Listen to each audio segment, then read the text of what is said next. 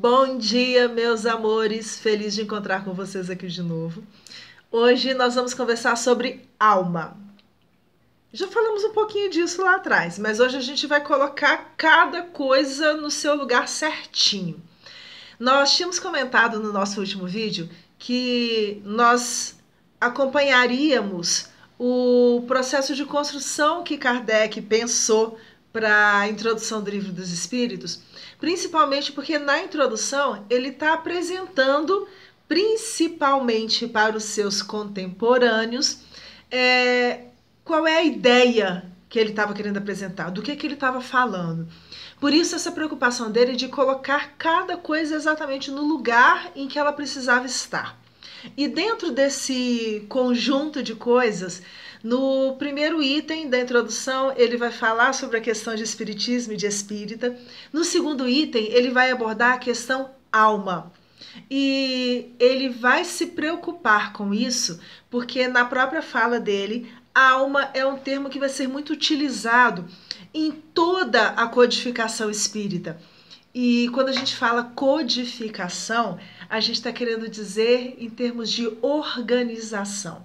Por quê? Porque Kardec pegou todas aquelas informações que ele estava recebendo através das diversas experiências mediúnicas que ele estava acompanhando e organizou esses conhecimentos, deu um formato de doutrina, de conjunto de informações, de pensamentos, de conhecimentos. Por isso que ele é chamado de o codificador. E ao pensar em como facilitar o entendimento das pessoas no que diz respeito à proposta que eles estavam apresentando, ele se preocupa em colocar no lugar certinho qual é o entendimento que eles têm da palavra alma. Naquela época, existiam algumas ideias gerais sobre alma. Alguns pensavam, por exemplo, que alma era simplesmente a vida. Então, é isso que está junto com a gente, que quando a gente morre, acaba. Então, a alma seria essa condição de estar vivo neste momento aqui. E isso significa que a alma também existe para os materialistas. Porque já que é algo, que vai estar presente enquanto a vida está presente, eles dão para essa vida o nome de alma. Outros entendem alma como sendo esse princípio inteligente de alguns seres, de algumas criaturas, mas eles entendem isso como sendo uma capacidade que de alguma forma é absorvida de alguma coisa do universo e que quando a matéria acaba, quando o corpo de carne morre, essa alma, nesse entendimento, essa inteligência voltaria do todo ao qual ele faz parte. Tem uma doutrina muito clara sobre isso que se chama panteísmo. A gente vai voltar a falar sobre ela lá na frente, quando a gente conversar novamente sobre Deus. E existe o entendimento de que alma é essa coisa que está presente em nós durante a nossa vida, mas que representa a nossa individualidade. E que quando a matéria deixar de existir, essa alma vai continuar existindo com as características dela. É como se no primeiro exemplo fosse simplesmente a vida. Acabou essa vida, a Rogéria acabou. O segundo exemplo, existe Rogéria, a vida, mas quando a morte acaba, eu vou fazer parte de um todo que seria Deus e exatamente por isso eu perco a minha individualidade.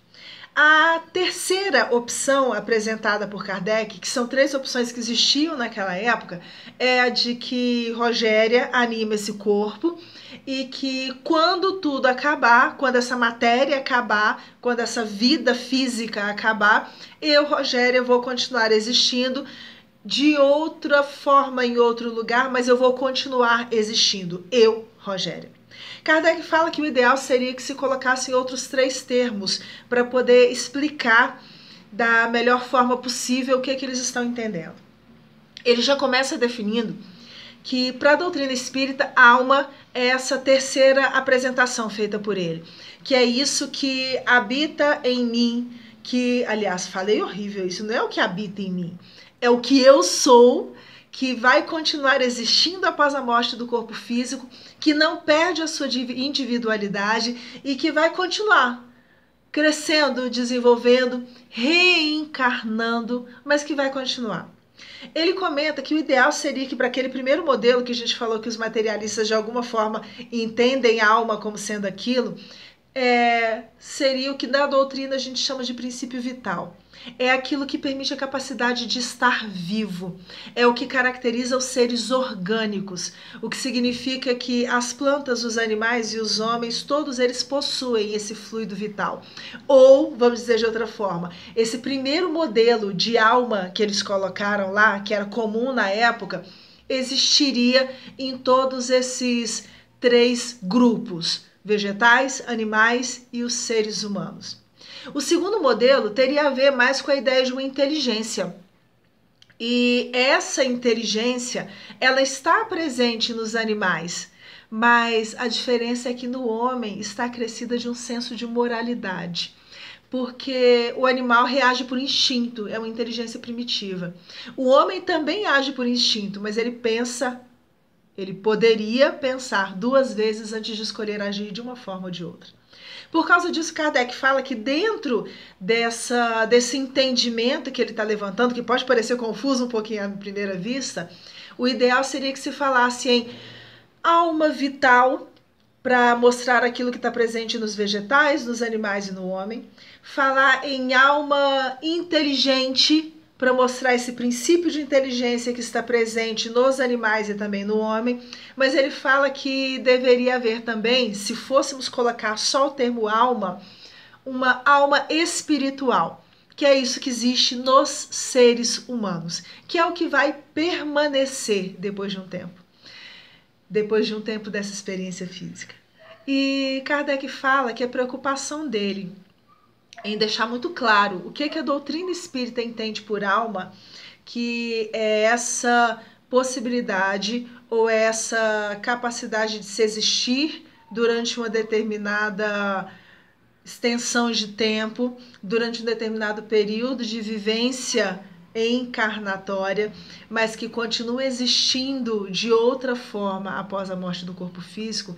Ele se preocupa em definir a alma dessa forma, porque o conjunto da doutrina espírita se fundamenta exatamente na existência dessa alma, que depois ele vai mencionar que perde esse termo de alma quando o corpo morre, porque aí é o espírito propriamente dito que vai continuar, e ele vai investigar tudo aquilo que tem a ver com esse espírito, com esse ser, com essa individualidade que representa, na verdade, cada um de nós. Eu espero que não tenha ficado muito confuso, não. A ideia foi de facilitar e não de complicar mais um pouco. Mas se tiverem qualquer dúvida, se precisarem que a gente volte nesse assunto, coloca aí nos comentários que a gente responde, a gente comenta novamente, a gente volta a explicar de uma forma que fique mais fácil o entendimento para todo mundo. Um beijo imenso para vocês. Nossa próxima conversa é sobre Jesus e na semana que vem a gente volta a falar sobre o Livro dos Espíritos. Fiquem com Deus.